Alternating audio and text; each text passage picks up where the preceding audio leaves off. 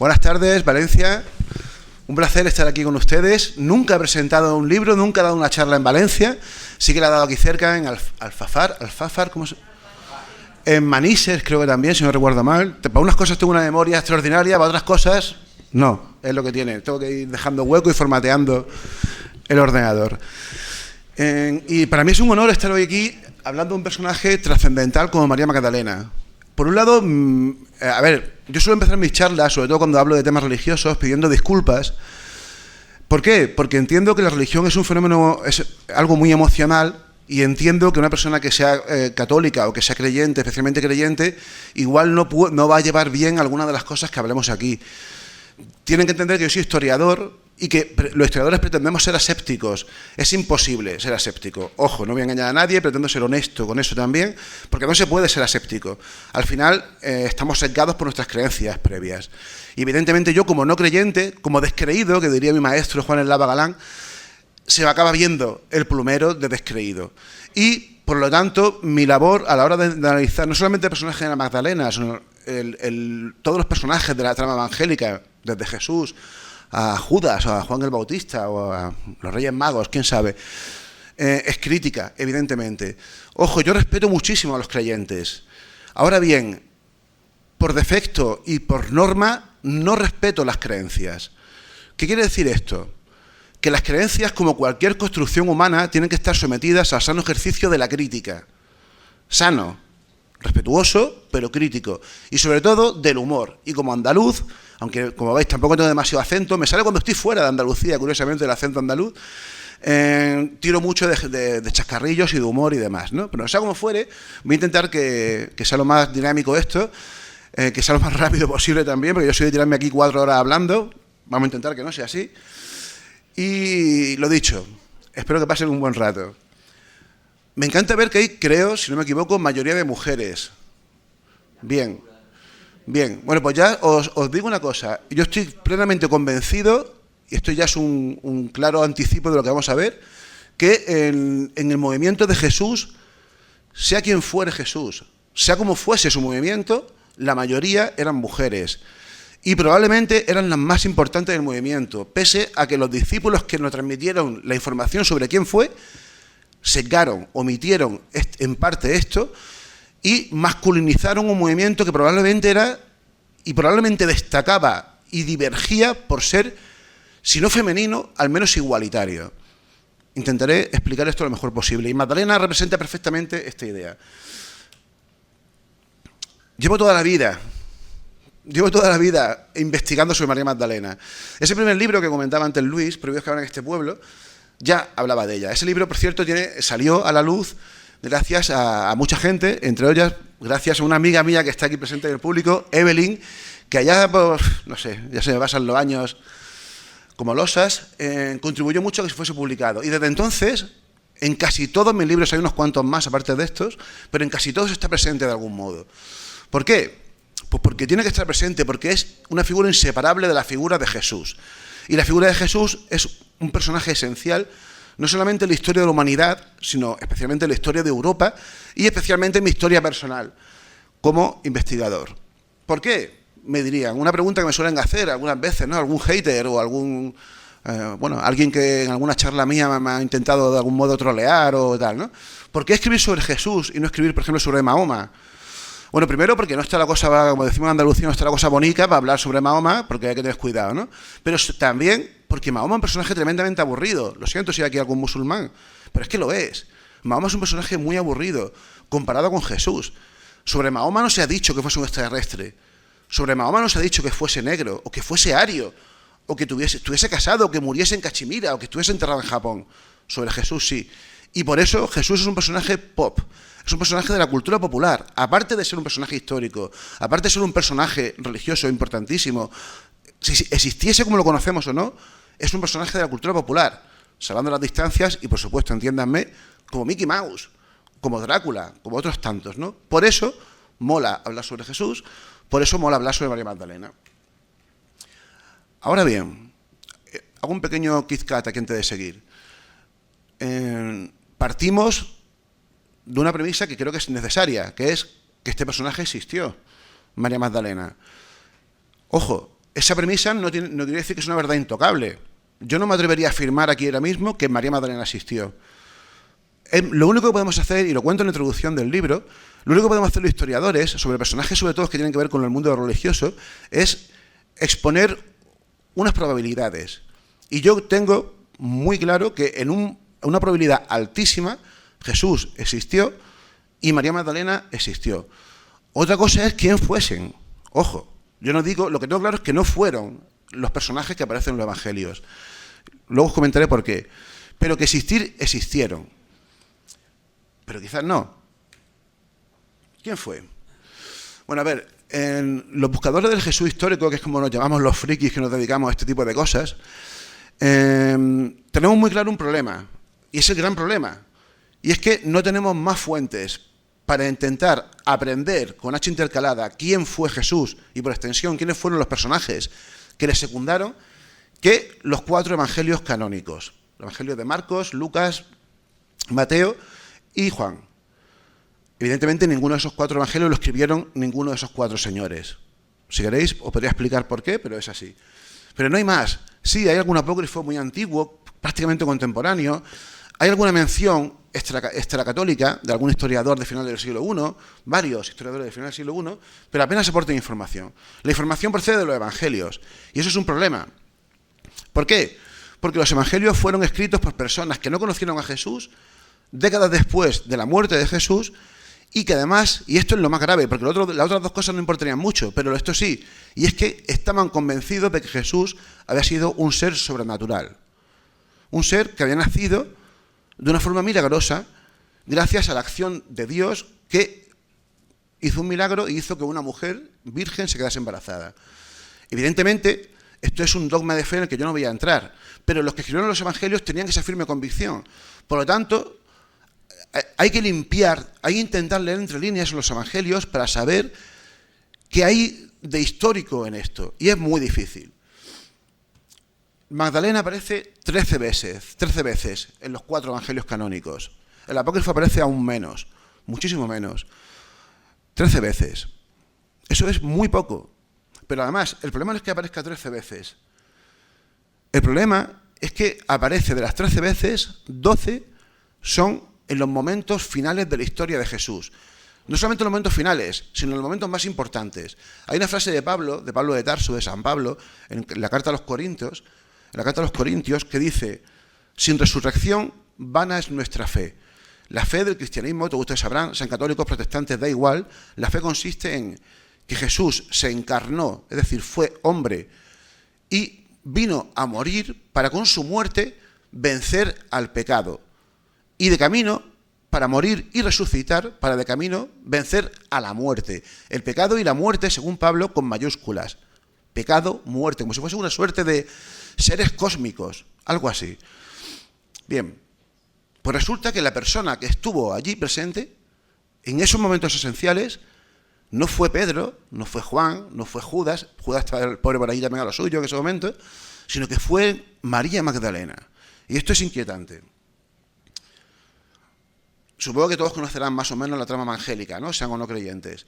Hay un momento esencial que es el momento en que Jesús es detenido en el huerto de Getsemaní, en el monte de los Olivos, por los soldados romanos, supuestamente, algunos judíos, y se produce la famosa traición de Judas. Jesús es detenido, es llevado a la casa del sumo sacerdote, supuestamente, y, ojo, eso es lo que dijo el evangelista más antiguo, Marcos. Todos los apóstoles huyeron. Entonces, ¿cómo sabemos lo que pasó después? Porque, ojo, los apóstoles no aparecen más. Los apóstoles aparecen al final, cuando Jesús resucita. No se sabe más de ellos. ¿Cómo sabemos lo que pasó? Por las mujeres. Las que estaban al pie de la cruz, según los 3 evangelios sinópticos, Marcos, Lucas y Mateo, eran María Magdalena, siempre la primera en la lista, y algunas mujeres más. Que puede ser María Salomé, María Jacobí, algunas veces simplemente dice otras mujeres, pero siempre mujeres. El cuarto evangelio, el evangelio de Juan, introdujo una novedad, introdujo un personaje que se da por hecho que es un hombre. De hecho, en el evangelio se le trata como un varón, pero no se dice quién es, y es el famoso discípulo amado, que estaba también presente, que la Iglesia siempre ha dicho que es Juan, el evangelista. Luego hablaremos de eso. Pero, repito, en la crucifixión las testigos fueron mujeres, con María Magdalena a la cabeza. En la sepultura también. De hecho, existen decenas de representaciones de esto en las que siempre aparecen mujeres. Y con María Magdalena, que en este caso, esa es la tradicional estética, la tradicional iconografía de María Magdalena, siempre va de rojo. ¿Saben por qué va de rojo María Magdalena? Porque el rojo se asociaba al pecado. Y desde antiguo María Magdalena es la gran pecadora para la Iglesia, la gran pecadora redimida. Es decir, pecadora, pero que dejó de serlo gracias a la acción de Jesús. Algo tremendamente injusto, por cierto, porque no es del todo así. Pero sigamos. En la crucifixión estuvo Jesús. Crucifixión, María Magdalena y otras mujeres. La sepultura, María Magdalena y otras mujeres. De nuevo el cuarto evangelio hizo algo curioso. Metió a dos hombres aquí, que no estaban, Nicodemo y José de Arimatea. Luego veremos por qué metió Juan, el cuarto evangelista, a dos hombres.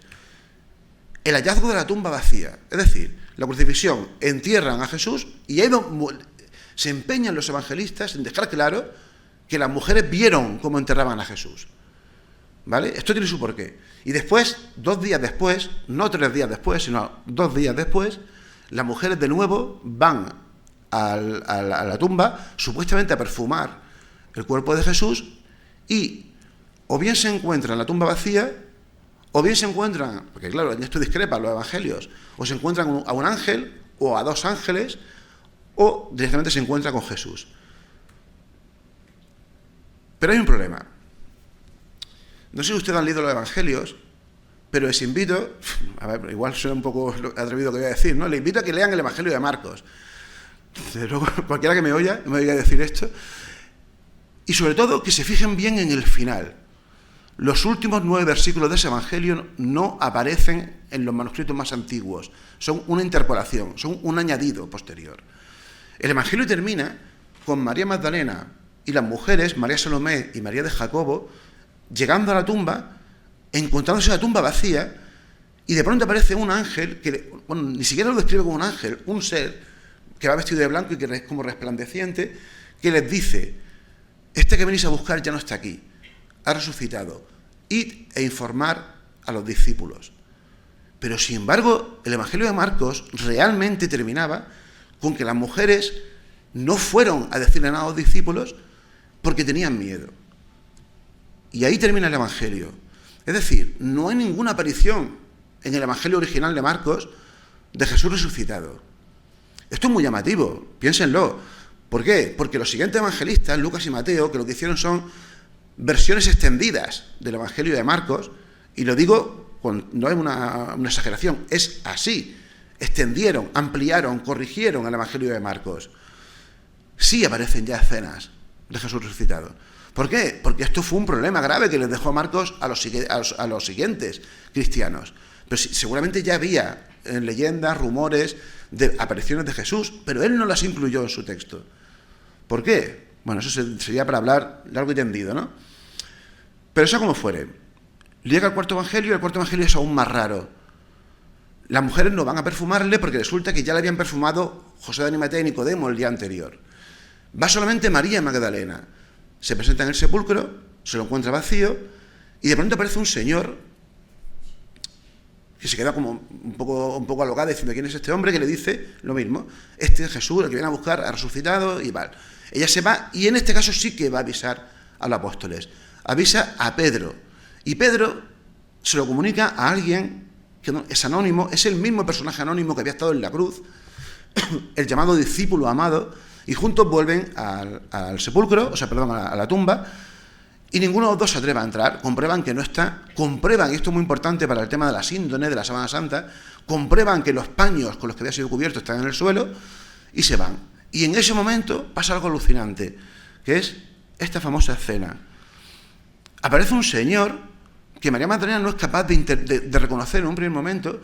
De hecho, lo confunde con, según la traducción, lo más correcto es hortelano, aunque se suele traducir como jardinero. No tiene sentido un jardinero, más bien un hortelano, un agricultor que estaba allí. Fíjese cómo Jesús aparece con una azailla al hombro, ¿no?, que representa eso. No lo reconoce en un primer momento. ¿Cómo puede ser que no reconozca a Jesús en un primer momento? ¿Pero qué le había pasado a Jesús? Bueno, aparte de haber resucitado, claro. ¿Pero qué le había pasado para que su cara cambiase? Bueno, hay un momento en el que cuando por fin lo reconoce, ella le dice Raboni, que significa rabí en arameo, rabino, maestro, y Jesús le dice una frase que ha sido muy mal interpretada, que en latín es noli me tangere, que significa, se puede traducir como no me toques, pero no es correcto. Lo más correcto es traducirle como no me agarres, no me retengas, tocándome, o sea, como no me sujetes, algo así, ¿me entiendes? Y eso es lo que representa esta cena que se ha representado muchísimas veces en el mundo del arte y que muestra eso, ¿no? A Jesús diciéndole, no me retengas, porque tengo que subir al cielo. Bueno, y ahí después hay unas cuantas apariciones más y demás. Bueno, ¿qué es lo importante de esto? Lo importante de esto es que las testigos de la muerte, el entierro y la resurrección de Jesús fueron mujeres. En el siglo I, en el mundo judío, las mujeres no podían ser testigos en un juicio. Por ejemplo, entre otras cosas, de una sociedad tan machista como era la sociedad machista judía de esa época y de hoy también. No podían ser testigos. Por lo tanto, esto es muy inquietante. Resulta que el autor del primer evangelio, Marcos, colocó a mujeres como testigos de los hechos trascendentales de la historia de Jesús. Si eso fuese mentira, es decir, si no fuesen realmente mujeres las que vieron esto o creyeron ver esto, ¿por qué Marcos iba a poner mujeres? Podía haber puesto a hombres y se ahorraba posibles críticas que le hiciesen, pero puso a mujeres, y especialmente a María Magdalena. María Magdalena entra en la narración de Marcos de forma abrupta. No se sabe quién es. De pronto dice que estaba allí en la cruz, frente a la cruz, pero no explica quién es. ¿Qué es lo que hizo Juan? Juan sí puso un hombre allí, para dar certidumbre a esa idea, para dar veracidad. Juan sí puso un hombre de testigo en el entierro también, a dos, a José de Arimatea y a Nicodemo. Y Juan puso a un hombre también en el sepulcro, a Pedro y al discípulo amado. Pero los tres primeros, Marcos y las dos versiones extendidas, no. ¿Qué podemos deducir de esto? Pues no sé, pero para empezar podemos deducir que igual hay bastante probabilidad de que esto ocurriese realmente desde un punto de vista histórico. No digo la resurrección, ojo, pero sí el resto. Es probable que fuesen las mujeres las que estuviesen allí. Bueno, como he dicho, hay 13 menciones a María Magdalena en el Nuevo Testamento. 13. Solamente hay una que no sucede durante la pasión, durante la muerte, el entierro y la resurrección de Jesús. Una. Y es probablemente aún más inquietante que lo que estamos hablando. Esto que está aquí, que pongo yo en naranja, son versículos del Nuevo Testamento. Si ustedes lo quieren leer, yo no voy a leerlo porque es un coñazo que me ponga a leerlo todo, ¿no? Pero, mientras yo voy hablando, lo pueden si quieren leer.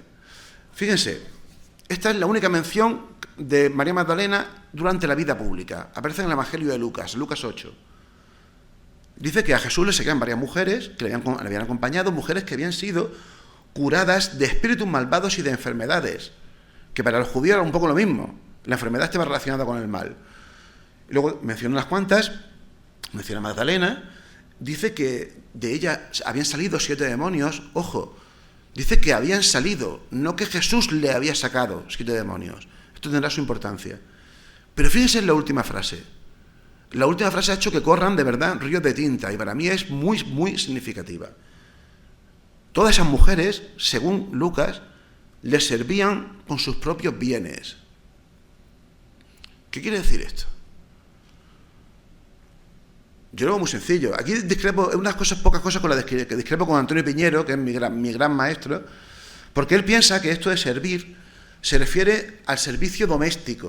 O sea, es decir, que las mujeres se encargaban de hacerle la comida y la ropa y demás, ¿no? Pero yo no tengo tan claro que sea exactamente así. Además, aunque fuese así, ¿quiénes eran esas mujeres que se habían unido a un grupo itinerante de un predicador milenarista que estaba convencido de que el fin del mundo iba a llegar, de que el reino de Dios estaba al caer? Habían dejado a esas mujeres a su familia, a sus hijos, y se habían unido a este hombre.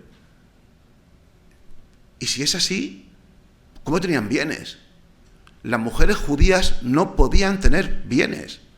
Solamente podían tener bienes si eran viudas, si no tenían hijos varones y si no tenían hermanos. Fijaos hasta qué punto era machista el mundo judío, que si una mujer moría y no tenía descendencia y tenía un hermano, su hermano era el que heredaba. Perdón, si una mujer se quedaba viuda, matizo.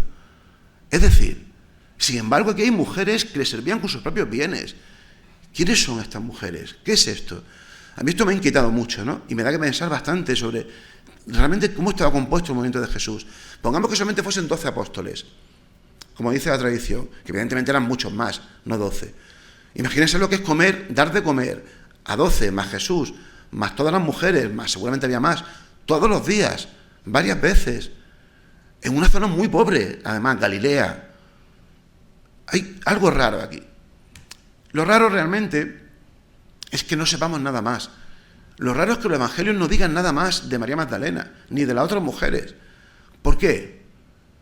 Podemos pensar, ¿no? Y es lo que se da por hecho. Pues posiblemente porque cuando se escribieron era tan conocida ya María Magdalena que no hacía falta explicarlo. Bueno, ¿vale? Pero tampoco pasa nada, ¿no? Por explicar un poco. Yo creo que más bien hay un intento de silenciamiento. Intentaron ocultar algo, alguna información sobre ella. No sé exactamente el qué, aunque puedo plantear hipotéticamente lo que yo creo que fue, y no fue que fuese su esposa, quizás lo fue, pero no creo que fuese por eso. Pero lo que sí está claro es que parece como que redujeron al mínimo en su presencia, como si solamente pudiesen decir o pudiese aparecer las escenas en las que todo el mundo sabía que aparecía, porque no podían eliminarla más todavía. Algo así, ¿no? Puede ser. Precisamente esto, el silencio evangélico en torno a María Magdalena, es lo que llevó a la Iglesia, a los padres de la Iglesia, antes de que existiese la Iglesia, y luego a la Iglesia, a plantear que realmente María Magdalena aparecía en más ocasiones, pero de otra manera, en los evangelios. Así, dieron por hecho que era la pecadora de pública de Lucas, que esto seguro que conocen esta historia, la famosa historia de una mujer que entra durante una cena que está teniendo Jesús con sus discípulos y con un fariseo. La mujer llega, le derrama a Jesús un perfume de nardos carísimo en los pies y luego se lo seca, se lo enjuaga con su cabello. Seguro que conocen esta escena, que es muy, muy típica además, ¿no? Seguro que la han asociado con María Magdalena, ¿verdad? Pues no, nada no se indica en ningún sitio que sea ella. Esto lo hizo la tradición posterior, pero no. ¿Por qué? De hecho, por culpa de esto es por lo que se considera que ella fue prostituta. Luego veremos quién fue el responsable. También se le asocia con un personaje que en el Evangelio de Marcos es anónimo, que hace algo parecido a esto de Lucas, pero que en vez de derramarle ese perfume de nardos en el pelo, en los pies, se lo derrama por la cabeza. Es una suerte de unción. Así es como nombraban reyes a los reyes en el antiguo Israel, con un perfume hecho de nardos, con los que, bueno, como se hacía, y de hecho sigue haciéndose así, lo de ungir a los reyes con perfume, con un aceite, una esencia. Y luego hay otro personaje que también se asocia mucho con María Magdalena, que es María de Betania, la hermana de Marta y sobre todo de Lázaro de Betania, que es el famoso aquel que también Jesús resucitó. Es decir, la tradición dio por hecho que María Magdalena era, permítanmelo, una y trina, como se decía antes de Dios, ¿no? María Magdalena, la pecadora pública de Lucas y María de Betania. Esas tres personas eran la misma persona. Y la culpa de aquello la tuvo este señor que ven aquí abajo, Gregorio I, un papa del siglo VI, que la consideró beata pecatrix y castísima meretriz. Es decir, lo que está diciendo es, beata pecatrix significa pecadora beata, fíjense, y castísima meretriz es prostituta castísima. Es como una contradicción, pero es lo que querían mostrar con el personaje que inventaron los hombres. Cuando hablo de hombres no hablo en general, los varones de la Iglesia Católica a partir del siglo III y sobre todo a partir del siglo V o VI. María Magdalena era una prostituta, una pecadora, una endemoniada que fue perdonada por Jesús, y eso era un ejemplo perfecto de hasta qué punto es poderoso el poder redentor de Jesús, que incluso a lo peor que una mujer podía ser, esto no lo digo yo, ojo, lo dice este señor, la reencauzó, la devolvió al redil, que diría también en Lava Galán. Fíjense, yo no digo que este señor lo hiciese de mala fe, nunca mejor dicho, seguramente lo hizo de buena fe, pero absolutamente equivocado, y por culpa de este señor durante 14 siglos se mantuvo esta asociación de María Magdalena con el pecado, con la prostitución y con otros personajes como María de Betania. Fíjense hasta qué punto, y esto es un pequeño quizás que a mí me gusta mucho, mis libros están llenos de desvíos, que es lo que realmente a mí me nutre, ¿no? En Francia, durante varios siglos, hubo una orden religiosa que se llama la Orden de las Madelonettes, que se encargaba de recuperar a las prostitutas de las calles y convertirlas en monjas. Y hubo varios conventos de las Madelonettes. Uno de ellos es este que está en París, el convento de las Madelonettes, que durante la Revolución Francesa fue expropiado y acabó convirtiéndose en una cárcel. Y en esa cárcel, precisamente, además que apropiado, estuvo el Marqués de Sade. Bueno, al mediodía comiendo con Luis y con Raúl, me estaba yo planteando cómo podíamos meter la movida esta que ha pasado con unas monjas. No sé si ustedes están al tanto. Yo le he dado muchas vueltas y al final ya sé cómo. No voy a entrar en ese tema, que por cierto merecería la pena entrar, porque es un tema alucinante. Pero fíjense, María Magdalena mantuvo esa asociación desde Gregorio I en el siglo VI, que en el año 511, hasta que en el año 1969 Pablo VI, el Papa Pablo VI, durante el Concilio Vaticano II, la exoneró de eso. De la asociación con la pecadora y con la prostituta, aunque mantuvo la asociación con María de Betania. Bien, Pablo VI, por cierto, el cura este que está viviendo allí con las monjas, no sé si se autoproclama obispo, este señor pertenece a un grupo muy extendido, y lo digo por si lo ven en las noticias, pues fíjense, que se llaman preconciliares. No es un grupo organizado, son muchos grupúsculos fundamentalistas cristianos. Son preconciliares porque niegan el Concilio Vaticano II y niegan a Pablo VI. Por eso desde Pablo VI las monjicas han dicho que no ven a ningún papa bueno. ¿Saben quién es de este movimiento? Y además es un personaje curioso que, pese a que es un fanático y es un fundamentalista, ha hecho probablemente la mejor película que se ha hecho nunca sobre Jesús. Mel Gibson. Mel Gibson pertenece precisamente a ese grupo, los preconciliares, que en España son muy pocos, afortunadamente, pero en Estados Unidos son legión. Bueno, sigamos. Otro papa, tampoco reconocido por las monjas estas, Juan Pablo II, el papa, para mí siempre va a ser el papa este hombre porque nos criamos con él, ¿no? Además fue casi eterno. Bueno, pues este señor, en el año 88, hizo algo muy grande, y es devolverle un título que María Magdalena había tenido hasta el siglo IV, que es el título de Apóstola Apostolorum, apóstol de apóstoles. ¿Por qué? Porque ella fue la que, una vez que se encontró con Jesús resucitado, o una vez que vio que el sepulcro estaba vacío, fue a informar a los apóstoles. Por lo tanto, ella es la encargada de la transmisión primera de la buena nueva de la resurrección de Jesús, y por eso es apóstol de apóstoles. Es decir, finalmente la Iglesia ha devuelto a su papel, entre comillas, a María Magdalena. Cuando la Iglesia lo hace bien, creo que también hay que reconocerlo. Con María Magdalena lo hizo muy mal. Pero sigamos, no se mueve de tiempo. Venga, vamos. ¿Por qué lo de Magdalena? Pues ustedes me dirán, pues está claro, ¿no? Porque era de Magdala, María de Magdala. Yo siempre he escuchado eso, ¿no? ¿Dónde? Eso no se dice en ningún sitio. En los evangelios no aparece en Magdala. Es más, en toda la Biblia, ni en el Antiguo Testamento, ni en el Nuevo Testamento, ni en ningún texto apócrifo, aparece Magdala por ningún lado. ¿Saben ustedes que otra ciudad no aparece en ningún sitio del Nuevo Testamento con matices, ni en ninguna fuente histórica como Magdala? Nazaret. Luego hablaremos de eso si quieren o no. Pero no existía que sepamos Magdala. Por lo tanto, no está claro que esto sea un gentilicio. Es muy probable que lo sea, pero es más, no es normal que a una mujer le llamen, si fuese un gentilicio, no es habitual. A las mujeres siempre se le ponía, antes de casarse, el nombre del padre, María, de lo que sea. Y cuando se casaban, el nombre del marido. Nunca el gentilicio. De hecho, si se fijan, verán como hay muy pocos nombres en el Nuevo Testamento a los que se le identifique con su gentilicio. Jesús, si es que Nazaret es nazareno, es un gentilicio, Simón de Cirene y poco más. ¿Por qué va a ser María Magdalena una excepción? ¿Y si no es eso? El caso es que sí que existe una ciudad hoy en día que se llama Magdala, mejor dicho, se llama Migdal, en hebreo Al-Magdal, en árabe, y que se da por hecho que esto que es la ciudad en la que vivió María Magdalena. De hecho, hoy en día está muy de moda esta ciudad para todos los que... No sé si tú has estado aquí, Luis. ¿Has estado? ¿Cómo no? Esto es un sitio fascinante, pero que tiene una historia oculta que merece la pena conocer, y que precisamente otro día hablando contigo, viste que intenté no decirla, pero me apretaste y ya has visto lo que me costó. Aquí sí que lo voy a decir. Bueno, muy cerquita, esa es la pequeña ciudad de Migdal, una aldea que hoy en día sigue siendo una aldea, pero como a 2 kilómetros al sur, lo que ven a la derecha es el mar de Galilea, el lago de Genesaret, ¿no?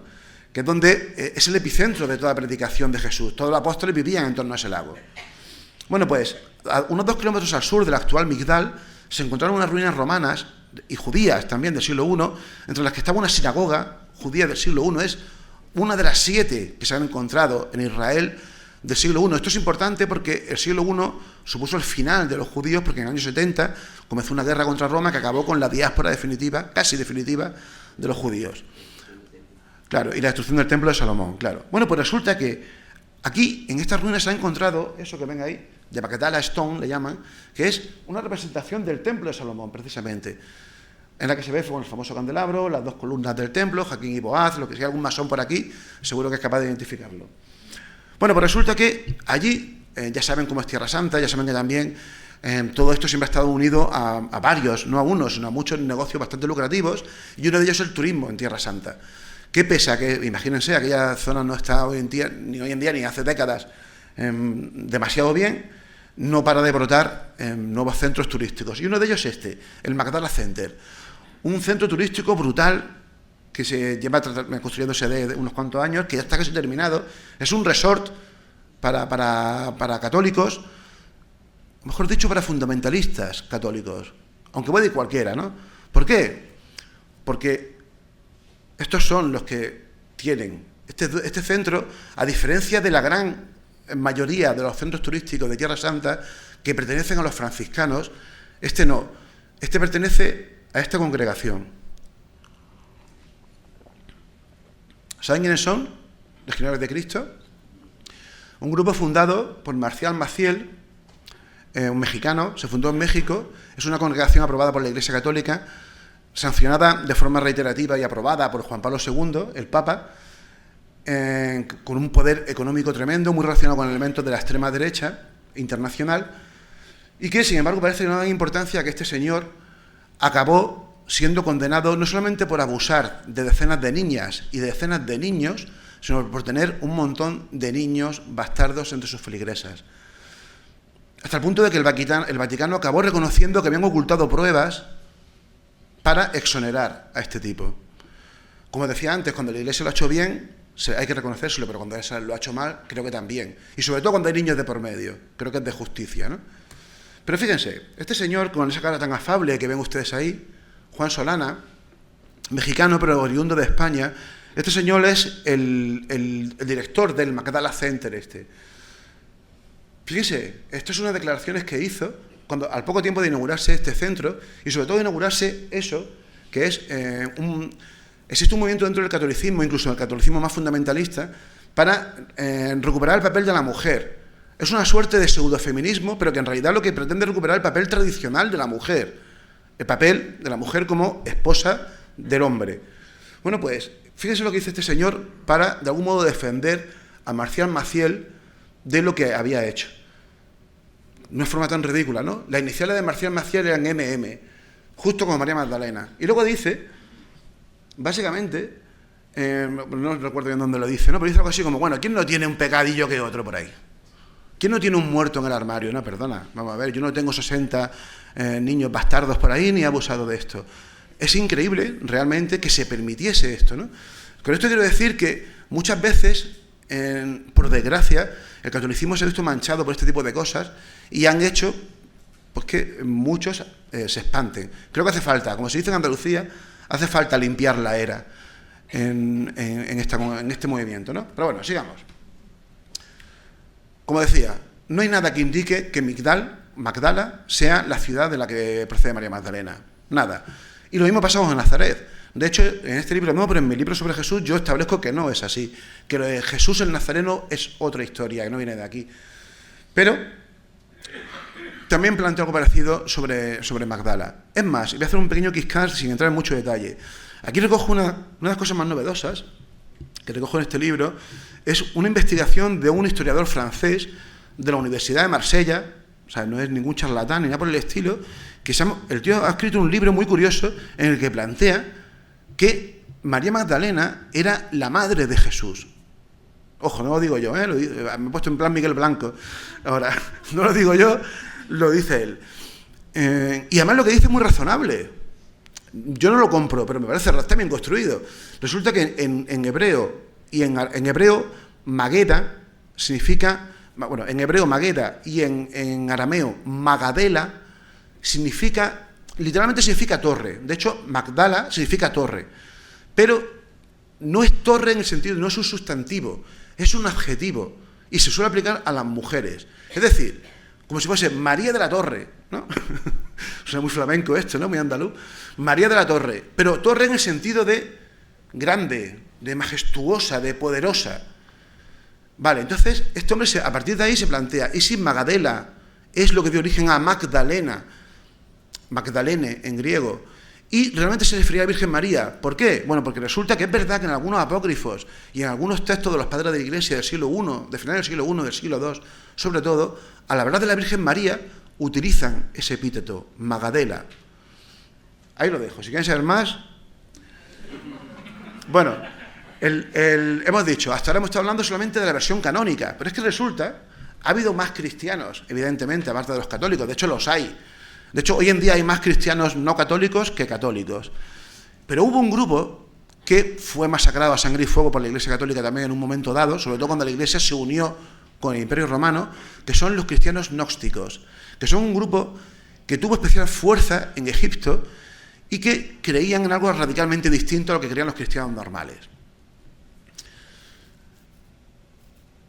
Esta gente tiene una literatura muy amplia, tienen como 30 o 40, entre comillas, evangelios, pero esos evangelios no son evangelios narrativos, es decir, no cuentan la historia de Jesús, ni cuentan historias realmente, en todos siguen un esquema parecido, sin entrar en mucho detalle.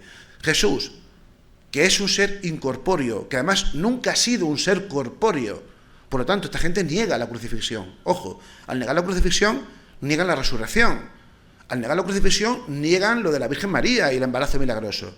Al negar la encarnación, niegan la Eucaristía.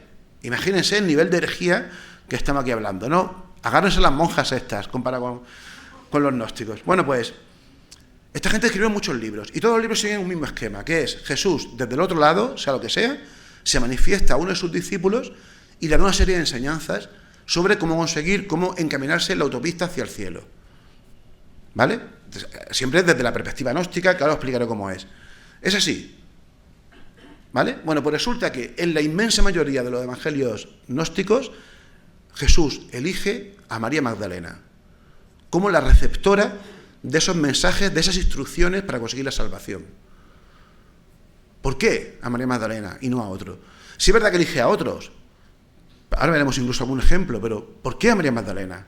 ¿Por qué no a Pedro? Si Pedro en los evangelios queda claro que es parece el favorito, ¿no? ¿Por qué no a Juan?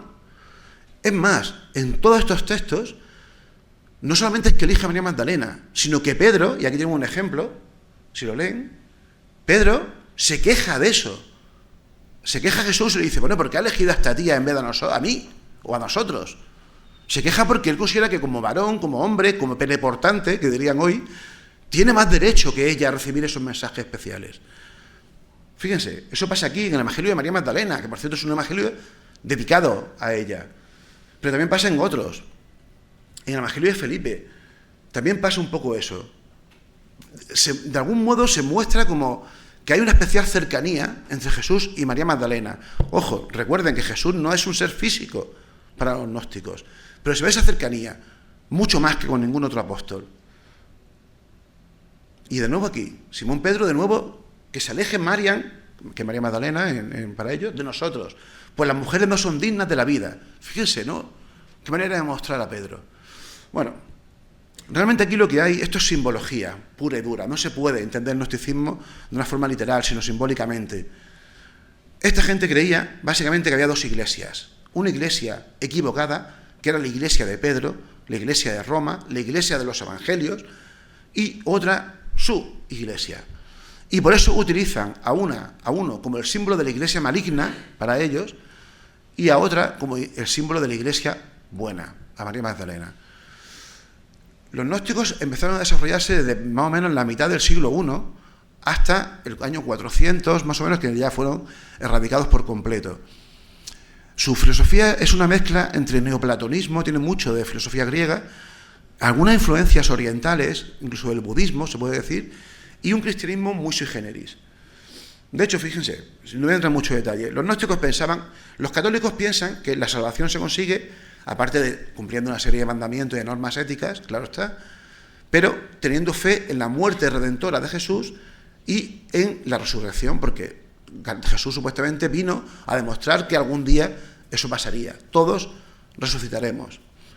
Los gnósticos no creen que esto sea así. Ellos creen, al igual que los católicos, que dentro de nuestro interior tenemos una pequeña esencia divina que forma parte de Dios.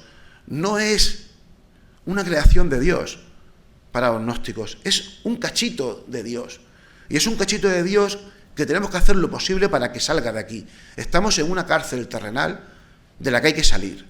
Y la forma de salir, entre otras cosas, y no voy a entrar en mucho detalle, es tomando conciencia de que este vehículo, nuestro cuerpo, es corrupto, es material y no merece la pena.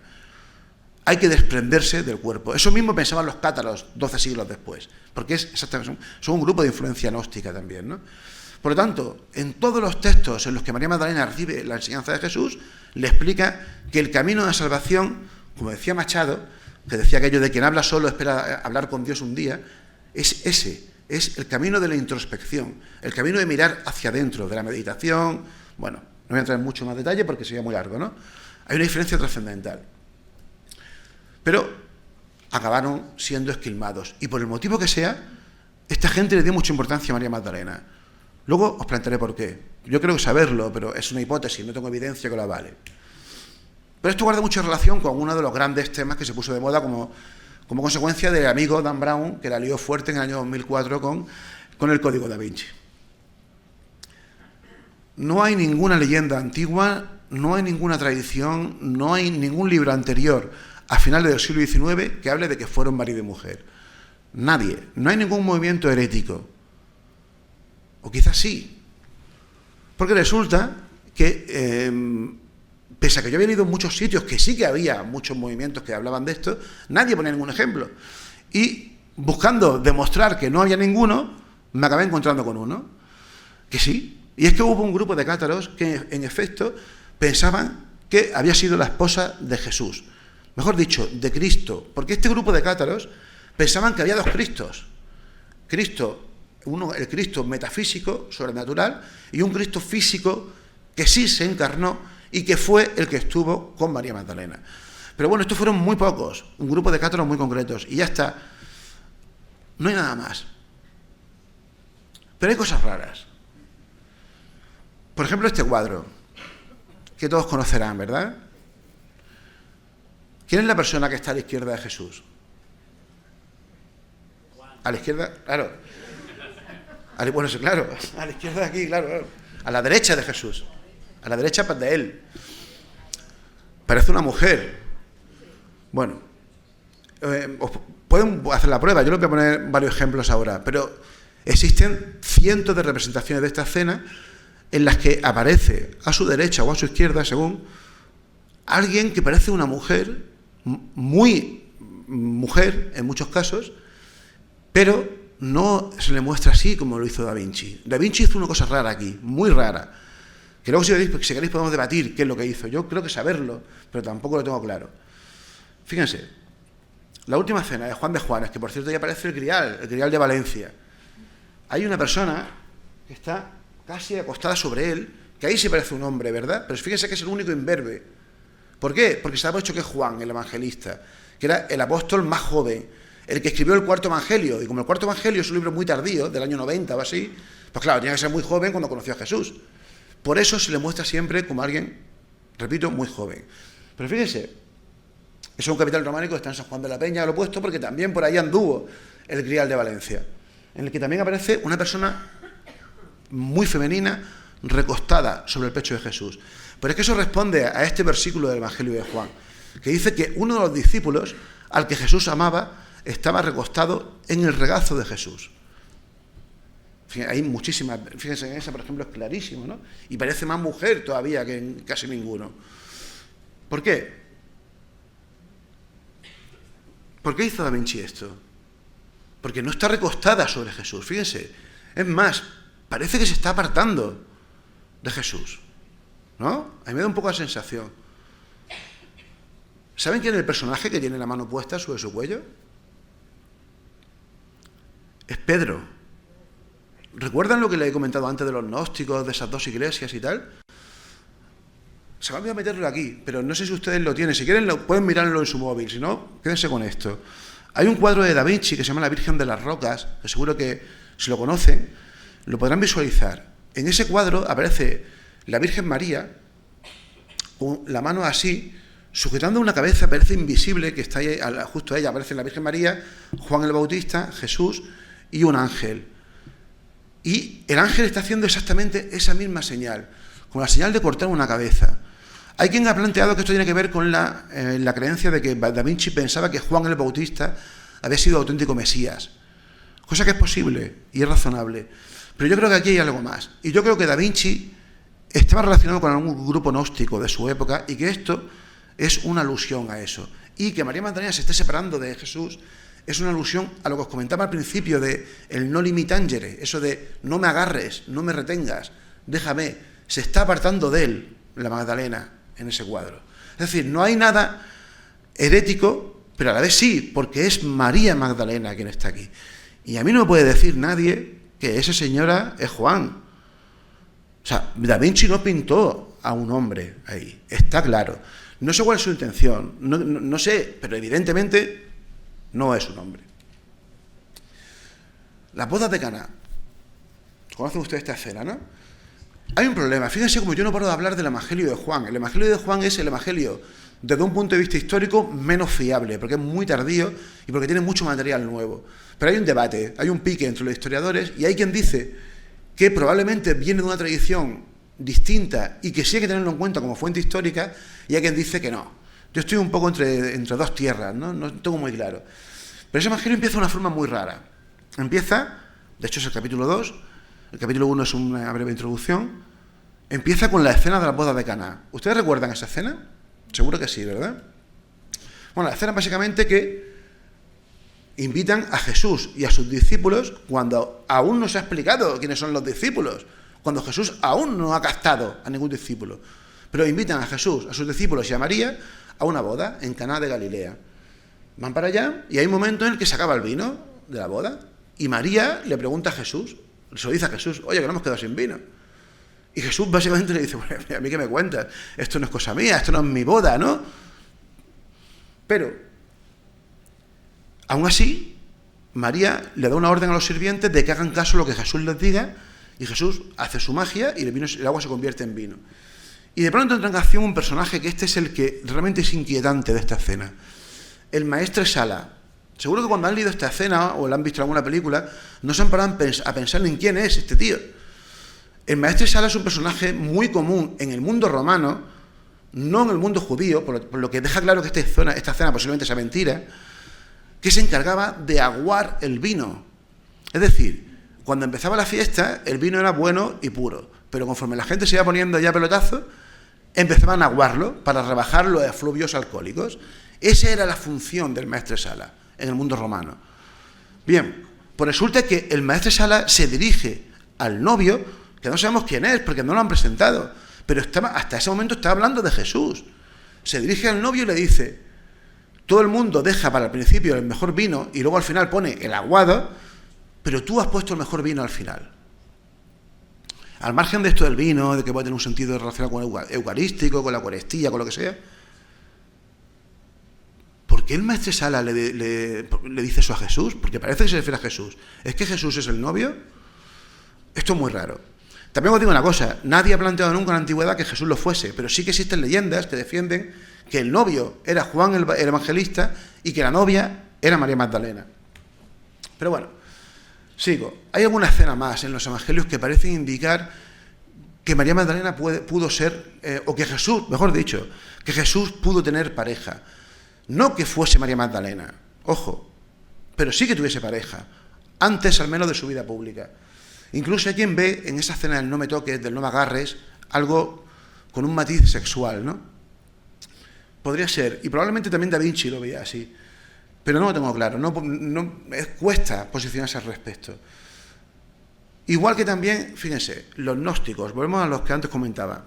Esto es un ejemplo muy típico que suele ponerse en todos los libros, empezando por el Código Da Vinci, pero siguiendo por todos los libros que surgieron como consecuencia del fenómeno de Dan Brown. Plantear que los gnósticos estaban convencidos de que estaban liados. Jesús y María Magdalena. Fíjense, por ejemplo, en estas frases, ¿no? Hay momentos del Evangelio de Felipe, y aquí sí leo, que dice: el Señor amaba a María más que a todos los discípulos y la besó en la boca repetidas veces. Y los discípulos le dicen: ¿por qué la quieres a ella más que a todos nosotros? Aquí parece, ¿no?, que hay lío, ¿no? Parece. Bien, ¿cómo explicamos esta historia? Leyendo. Porque lo que suele pasar con esto es que cuando se sacan cosas de contexto sin molestarse en entender cómo pensaban los gnósticos. Los gnósticos pensaban que el conocimiento, la gnosis, se transmitía por la boca, por el beso. De hecho, fíjense en esta frase del Evangelio de Felipe, que es el mismo en el que se dice eso de que la besaba repetidamente en la boca, más que a los otros. Dice: los perfectos son fecundados por un beso y engendran. Lo que engendran no son hijos, engendran conocimiento, saber. Por eso nos besamos nosotros también unos a otros. Y esto, que es el segundo Apocalipsis de Santiago, es un texto gnóstico en el que el receptor del mensaje de Santiago también le daba besos en la boca a Santiago. Pero nadie plantea que fuese pareja Santiago y Jesús, ¿no? Bueno, algunos sí que lo han planteado. Es más, incluso hay un texto gnóstico en el Evangelio de Tomás en el que se muestra claramente una escena que sí que parece tener un matiz sexual, pero con otra mujer, con Salomé, y de hecho bastante más sexual, ¿no? No voy a entrar en mucho detalle con esto porque no tengo mucho tiempo, pero esto tiene también que ver con la idea de que los gnósticos pensaban que cada uno de nosotros tenemos una pareja. Todos tenemos una pareja en lo que ellos llaman el pleroma, que es un sitio que está en el séptimo cielo, en el que está Dios y toda su creación. Esa pareja es femenina, pero todos somos masculinos aquí. Los que estamos aquí somos masculinos, hombres y mujeres, y esa pareja es nuestra contrapartida femenina. Y uno de esos rituales era una suerte de boda simbólica en el que uno se unía con su contrapareja celeste, o algo así, ¿no? Es decir, que no. Bueno, ya me gustaría comentaros esto, pero no tengo mucho tiempo, y es un poco bastante fuerte, tiene que ver con la ingesta de algunas sustancias, y aquí sí que tiene que ver María Magdalena, pero lo voy a dejar porque me apetece hablar de otras cosas. La sangre real. Todos conocen la historia del Código Da Vinci, el amigo Luis estuvo ya hablando sobre el rol de Chateau. En ese libro, en el Código Da Vinci, ese libro está basado en este libro, El Enigma Sagrado, que es un libro maravilloso de Michael Bayen, Richard Leigh y Henry Lincoln, que se publicó en el año 82, y que básicamente lo que defienden, sin entrar en mucho rollo, lo que defienden es que Jesús y María Magdalena estuvieron casados, tuvieron descendencia, María Magdalena se fue a Francia, con esa descendencia poco a poco se fue multiplicando hasta que en el siglo IV, siglo V, se mezcló con una casa real francesa, que son los merovingios, y esa dinastía secreta ha llegado hasta la actualidad, básicamente, ¿no? Y que eso fue lo que encontró este señor, Berenguer Saunier, que es el curita de Rennes-le-Château, que es un cura que supuestamente se hizo rico de la noche a la mañana, que vivía en este pequeño pueblo que está en las estribaciones de los Pirineos, en el Alto Valle del Aude, en el Languedoc francés.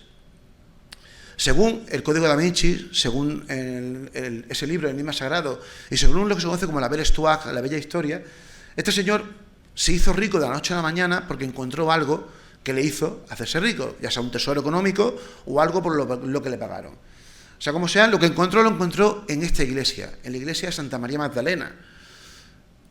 Ojo, no hay nada raro aquí. María Magdalena es santa, y es santa desde el siglo V, o sea que no es tampoco nada raro. En Francia hay 900 y pico iglesias consagradas a María Magdalena. O sea, es un personaje muy querido en Francia. Lo más parecido que puede haber aquí, salvando las distancias, es, por ejemplo, la Virgen del Carmen, que es también muy, muy querida y hay muchísimas iglesias consagradas a ella, ¿no? Bueno, Saunier encontró algo aquí. Esa iglesia está dedicada a ella y, en efecto, él, durante la reforma que hizo la iglesia, le dedicó muchas cosas a ella.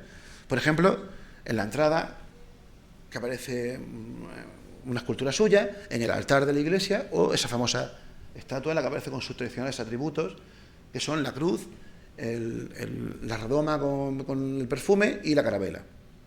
Y un libro que, si lo ven abajo, la carabela está sobre un libro. Si quieren, luego le puedo explicar por qué esta simbología, porque es muy interesante. Según la tradición, según la bella Histoire, Saunier encontró unos pergaminos que demostraban, hablando muy rápido, que ese linaje sagrado, comenzado con Jesús y María Magdalena, llegaba hasta su época. Y por esa información, supuestamente, según la bella Histoire, le pagaron, aunque también puede ser que encontrase algún tipo de tesoro, ¿no? Puede ser un poco todo esto.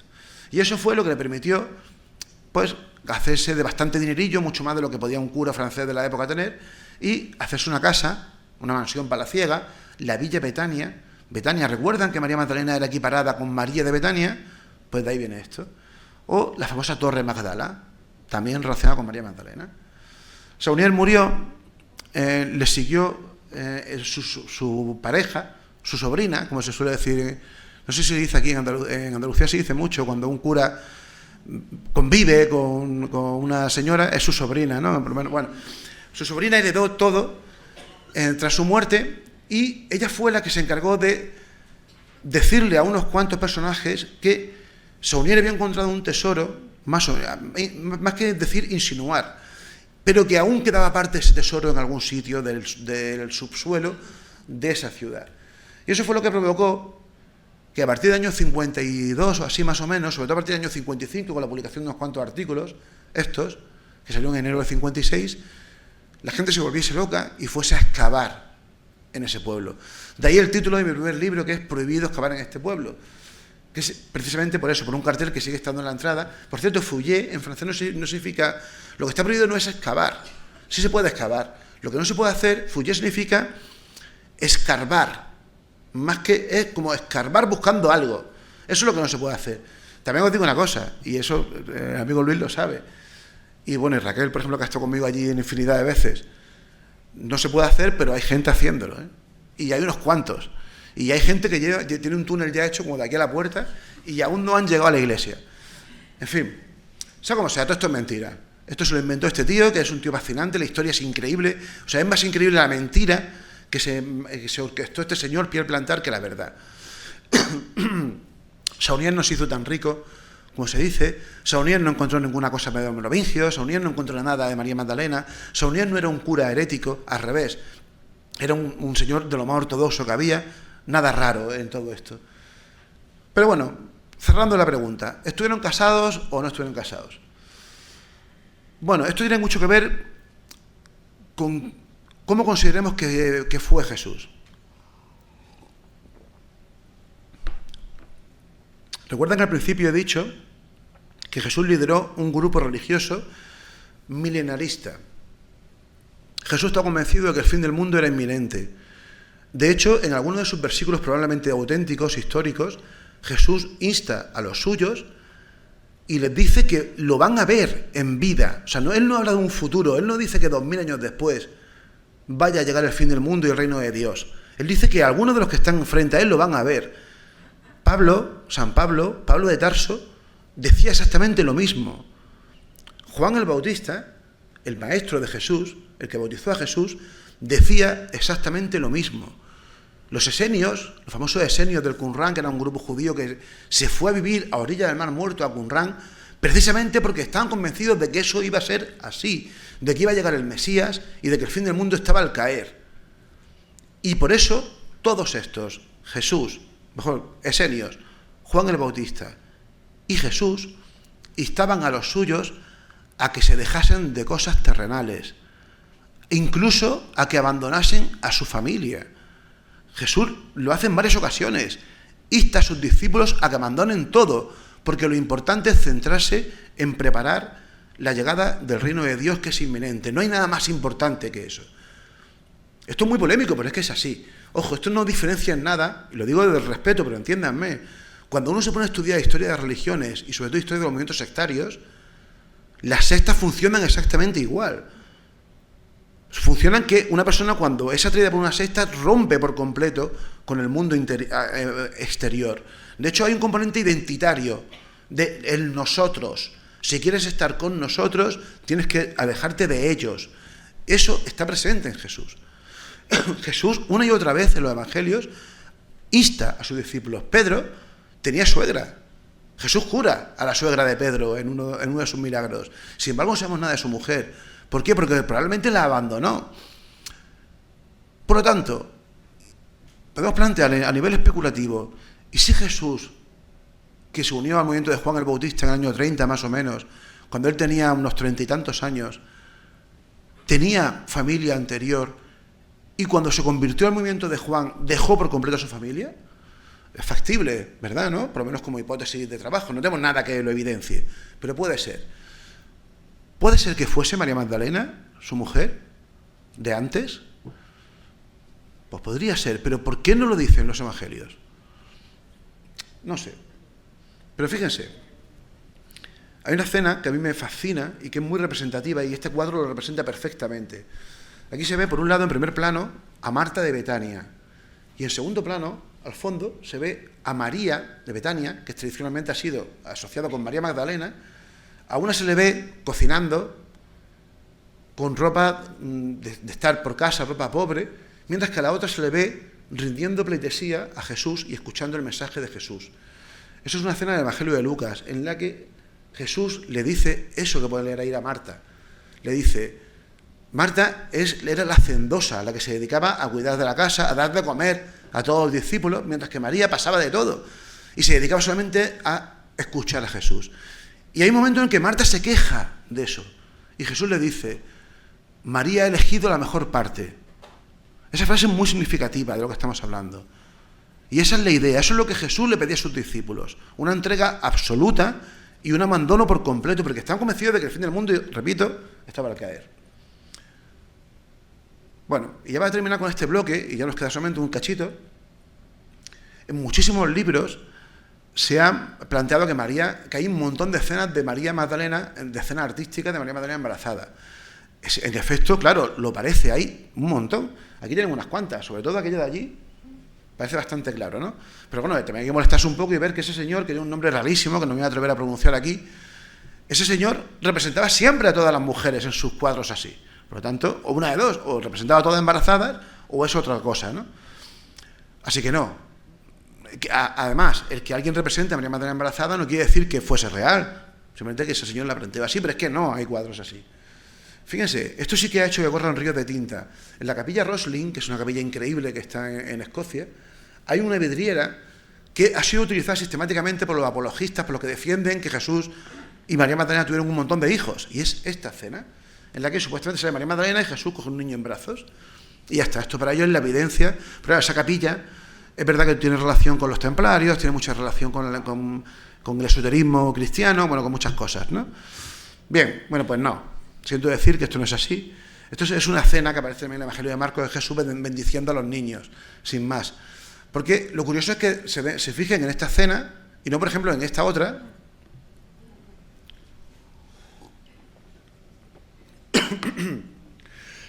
en la que Jesús parece tener un montón de niños, ¿no? O sea que es curioso lo que pasa. Nunca se puede hacer ese tipo de asociaciones a partir de una obra de arte. Otra cosa es lo que yo he planteado, por ejemplo, con Da Vinci. No estoy diciendo que Da Vinci tuviese razón, estoy diciendo que Da Vinci posiblemente tiene unas creencias bastante heréticas, pero eso no quiere decir que tenga razón en sus creencias. Pues, siguiendo con eso, es lo mismo. Bueno, no sé cómo estamos de tiempo, pero me va a dar tiempo a acabar. Bueno, María Magdalena, a diferencia de otros muchos santos importantes de la cristiandad, quizá lo más parecido es San Santiago de Compostela.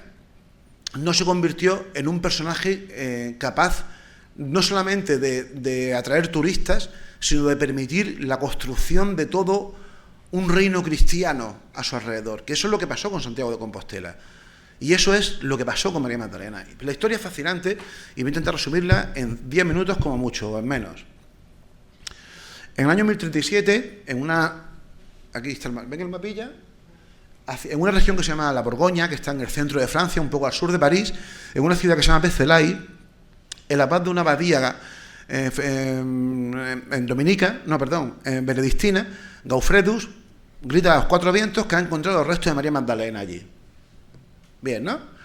No explica por qué, están allí y ya está, y a ver quién me dice a mí que no. Bueno, Poco tiempo después, como suele pasar con el tema de las reliquias, surge la explicación. Y la explicación, surgen varias explicaciones que también suele pasar con el tema de las reliquias. Y la explicación es que en el año 882 un monje de esa abadía le encargó a otro monje que fuese a la Provenza está en el sur de Francia, Marsella es la capital, en la Costa Azul, por los restos de María Magdalena, que según ya se contaba en esa época, recuerdo en el 1037, a mediados del siglo XI, se encontraban muy cerca de Marsella, en un pueblo que se llama Aix-en-Provence, que está a 20-25 kilómetros de Marsella, Aix-en-Provence. Bueno, pues este señor baja para abajo, se encuentra los restos mortales de María Magdalena, además lo encuentra lo típico, ¿no? Se pone allí el primer agujero que hace, se encuentra un sepulcro y con una inscripción que pone María Magdalena, venga, y se lo lleva.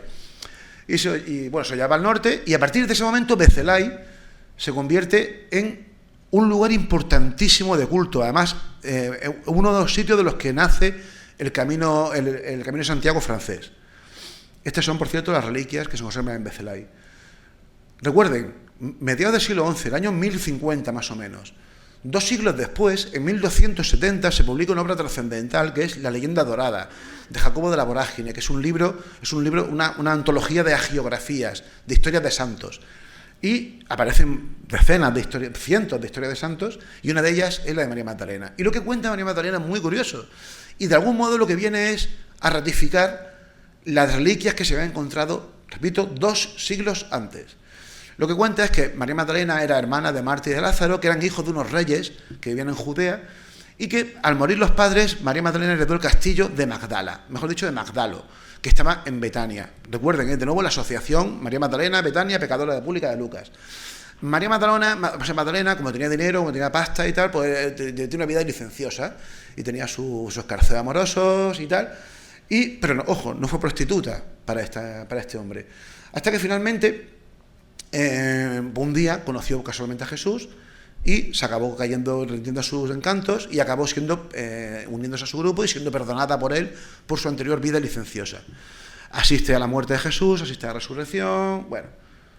Finalmente, 14 años después de su muerte, y esto lo cuenta la leyenda dorada, ojo, 1270, después de su muerte, María Magdalena y unos cuantos migrantes palestinos más se van en un barco de piedra, sin remos y sin velas, desde Tierra Santa hasta Marsella.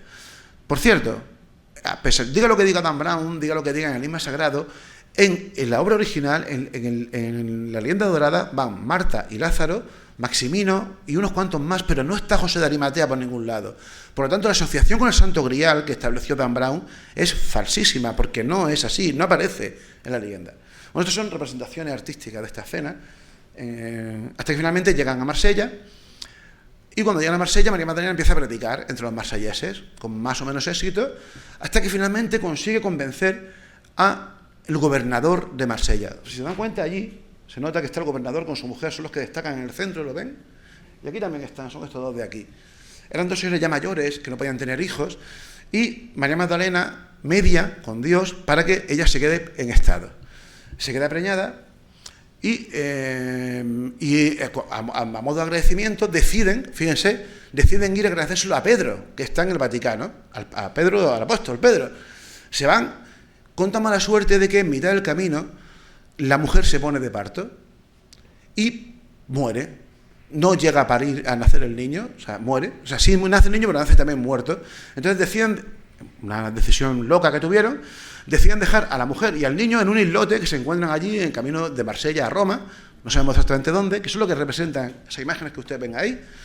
Bueno, pues se van para allá, estando baños María Magdalena y el viudo de la señora que había muerto, conocen a Pedro, van a Jerusalén incluso, tal, vuelven, y a la vuelta deciden pasar de nuevo por ese islote. Y cuando llegan al islote, resulta que el niño estaba vivo, lleva 2 años amamantándose de la leche de su madre muerta. Repito, no digo yo, que diría Miguel Blanco. Pero cuando llegan allí, milagrosamente, la mujer también revive. Y eso es lo que hace que todos los marselleses caigan rendidos ya al poder de María Magdalena. Pero María Magdalena pasa de todo esto y decide irse a vivir en una cueva como ermitaña, donde pasará los últimos 30 años de su vida, siendo alimentada sola y exclusivamente por ángeles, que 7 veces al día la elevaban al cielo. Esa representación o esta muestran eso que os digo. Esto es muy común, esto aparece muchísimo en el arte cristiano. De hecho, si se acercan aquí abajo a Alicante, a Novelda, hay una iglesia preciosa, dedicada, modernista, dedicada a María Magdalena, en la que hay una escena justo detrás del altar de la iglesia dedicada a esta escena. Bueno, María Magdalena finalmente, cuando pasan 30 años, un día tiene claro, esta escena también muestra eso. Pues como ven, otra cosa muy típica es ver a María Magdalena dentro de una cueva. Eso procede de esta leyenda francesa. Bueno, pues 30 años después acaba decidiendo que ya ha llegado el momento, se presenta ante San Maximino, que era uno de los que había venido con ella en aquel barco de piedra, y no muere, sino que, dice, emigró hacia el Señor, dando por entender que no fue, más bien que fue eso, que fue como exaltada a los cielos, como por ejemplo la Virgen, pues pasa con la Virgen María. Bueno, bien, ¿no? Esta es la historia más conocida de Francia, la historia de María Magdalena. Pero resulta que 9 años después de la publicación de este libro, en Marsella, aparecen otras reliquias. Y no solamente es que aparezcan otras reliquias, sino que aparece el sarcófago y esto es lo curioso y lo que es realmente sorprendente. Quien da testimonio de esto es un personaje increíble, que es Bernardo Guy. ¿Recuerdan ustedes la película El nombre de la rosa?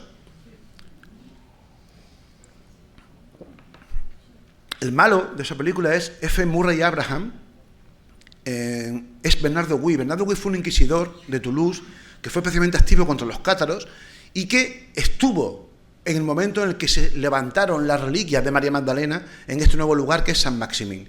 Y él dijo una cosa muy curiosa, porque dijo que al abrir las reliquias descubrieron que las que se habían llevado los del norte, los de la Borgoña, 2 siglos antes, no eran las buenas, porque resulta que por miedo a los sarracenos, a los moros que estaban llegando en aquella época, en el siglo VIII, cambiaron el cuerpo de sitio. Entonces, cuando abrieron el sarcófago de María Magdalena, las reliquias que había dentro no eran las suyas, eran las de San Cedonio, que son las que se veneran en Becelay, que es la ciudad borgoñesa.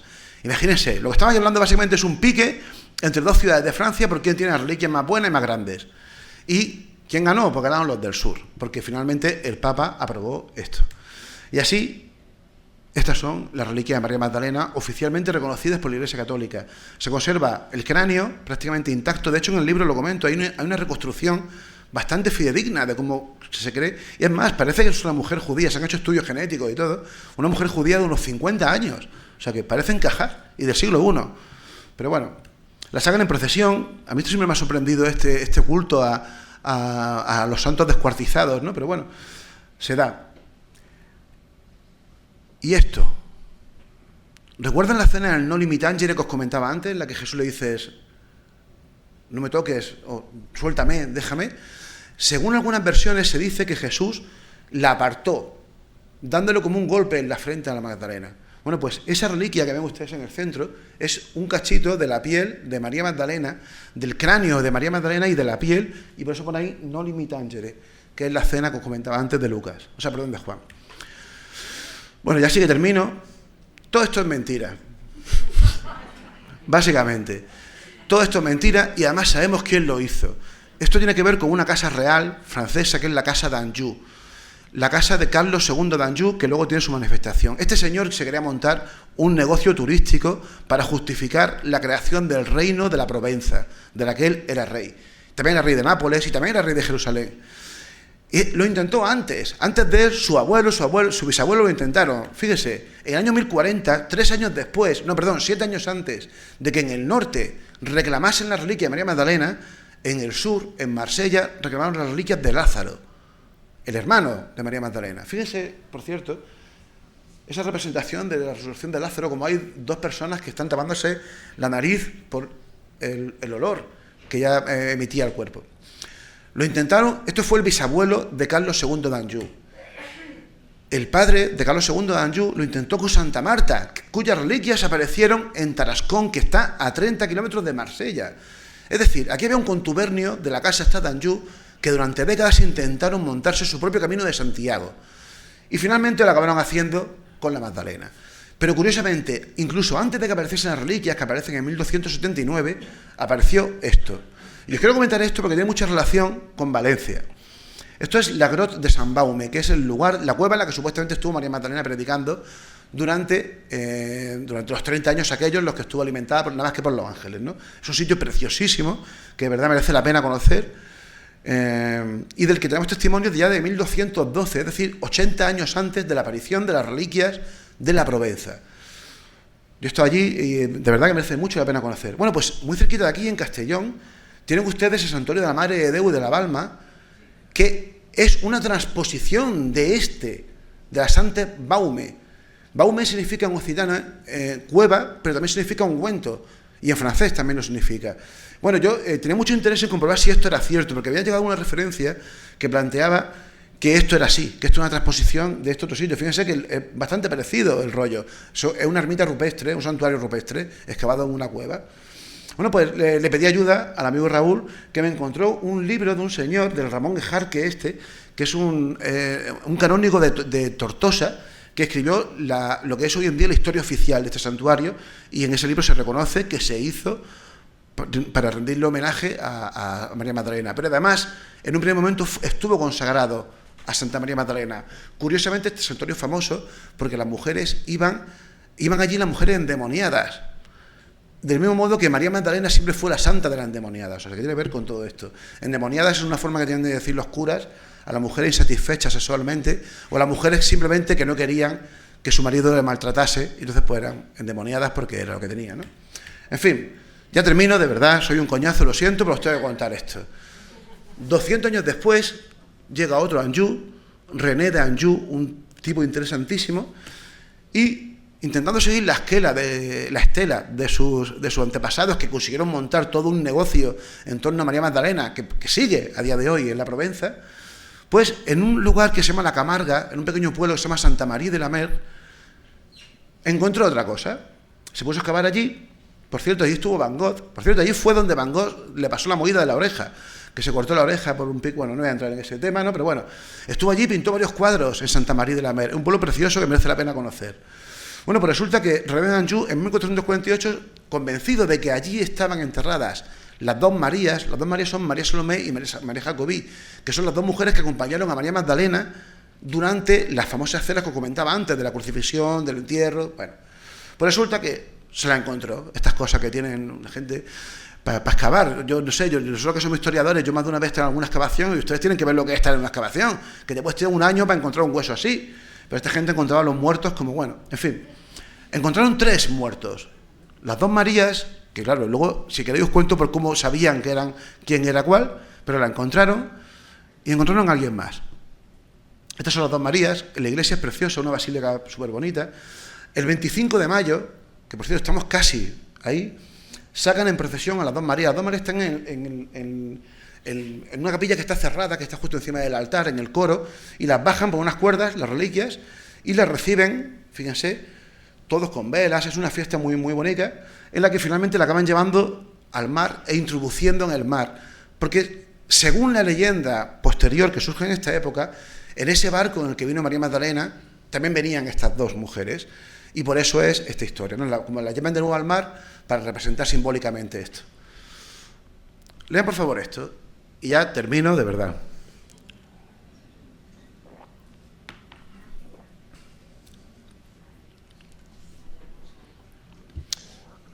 ¿Alguna vez han escuchado hablar de Sara, la supuesta hija de Jesús y María Magdalena? ¿Sí? Bueno, pues le han mentido. Sara. En efecto, Sara está allí. Sara fue el tercer cuerpo que encontraron, René de Anjou. Sara está allí, es santa, pero no es reconocida por la Iglesia, pero es la santa de todos los gitanos del mundo. Para los gitanos es su santa.